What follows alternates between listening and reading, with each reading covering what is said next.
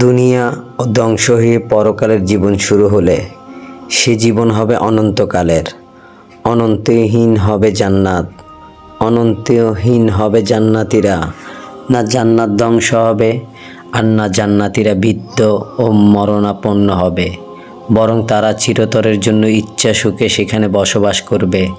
মহান আল্লাহ বলেন, অর্থাৎ ইহকালে প্রথম মৃত্যুর পর তারা সেখানে আর মৃত্যু আস্বাদন করবে না, আর তিনি তাদেরকে জাহান্নামের শাস্তি হতে রক্ষা করবেন। অর্থাৎ নিশ্চয়ই যারা বিশ্বাস করে ও সৎকর্ম করে তাদের অভ্যর্থনার জন্য আছে ফিরদাউসের উদ্যান, সেটাই তারা স্থায়ী হবে। এর পরিবর্তে তারা অন্য স্থানে হস্তান্তরিত হওয়ার কামনা করবে না। অর্থাৎ নিশ্চয়ই এটি আমার দেয়া রুজি, যার কোনো শেষ নেই।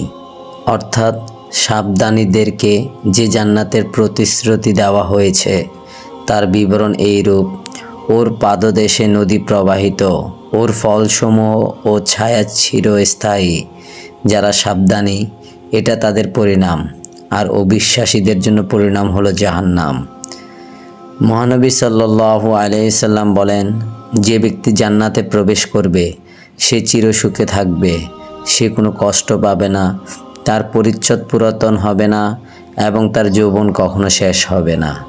রাসূল সাল্লাল্লাহু আলাইহি সাল্লাম বলেছেন, জান্নাতীরা যখন জান্নাতে প্রবেশ করে তখন একজন গুনাহগারী ঘোষণা করবে যে, তোমাদের জন্য এখন অনন্ত জীবন, তোমরা আর কখনো মরবে না।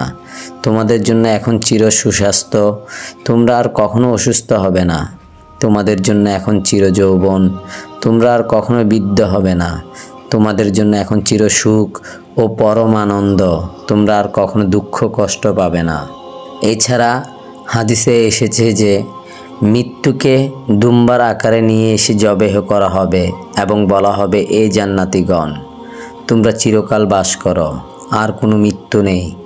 হে জাহান্নামীগণ, তোমরা চিরকাল বাস করো, আর কোনো মৃত্যু নেই।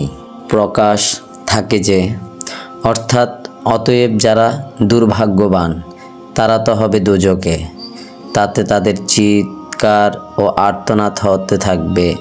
তারা অনন্তকাল সেখানে থাকবে, যতকাল আকাশমণ্ডলী ও পৃথিবী বিদ্যমান থাকবে, যদি না তোমার প্রতিপালকের অন্য ইচ্ছা হয়। নিশ্চয় তোমার প্রতিপালক যা ইচ্ছা করেন তা সম্পাদনে সুনিপুণ। পক্ষান্তরে যারা সৌভাগ্যবান তারা থাকবে বেহেশতে, সেখানে তারা অনন্তকাল থাকবে, যতকাল আকাশমণ্ডলী ও পৃথিবী বিদ্যমান থাকবে, যদি না তোমার প্রতিপালকের অন্য ইচ্ছা হয়। এ হবে অপূরন্ত অনুদান। এই আয়াতসমূহ দ্বারা কিছু মানুষ এই বিভ্রান্তি শিকার হয়েছে যে জাহান্নামের আযাব কাফেরদের জন্য চিরস্থায়ী নয়, বরং সাময়িক, অর্থাৎ ততদিন থাকবে যতদিন আকাশ ও পৃথিবী থাকবে, তারপর শেষ হয়ে যাবে। কিন্তু এই কথা ঠিক নয়, কারণ এখানে কথাটি আরববাসীদের দৈনন্দিন কথাবার্তা ও পরিভাষা অনুযায়ী অবতীর্ণ হয়েছে। আরববাসীদের অভ্যাস ছিল যে যখন তারা কোনো বস্তুর চিরস্থায়ী প্রমাণ করার উদ্দেশ্য হতো তখন তারা বলতো, এই বস্তু তো আকাশ ও পৃথিবীর মতো চিরস্থায়ী। সেই পরিভাষাকে কোরআনে বর্ণনা করা হয়েছে, যার অর্থ কাফের ও মুশরিকরা চিরকালব্যাপী জাহান্নামে থাকবে, যা কোরআনে বিভিন্ন স্থানে শব্দ দ্বারা বর্ণনা করেছে। তার দ্বিতীয় এক অর্থ এই তো করা হয়েছে যে আকাশ ও পৃথিবী থেকে উদ্দেশ্য হলো জিন্স শ্রেণী, অর্থাৎ ইহলৌকিক আকাশ ও পৃথিবী যা ধ্বংস হয়ে যাবে, কিন্তু এছাড়া পারলৌকিক আকাশ ও পৃথিবী পৃথক হবে, যেমন কোরআনে তার পরিষ্কার বর্ণনা এসেছে।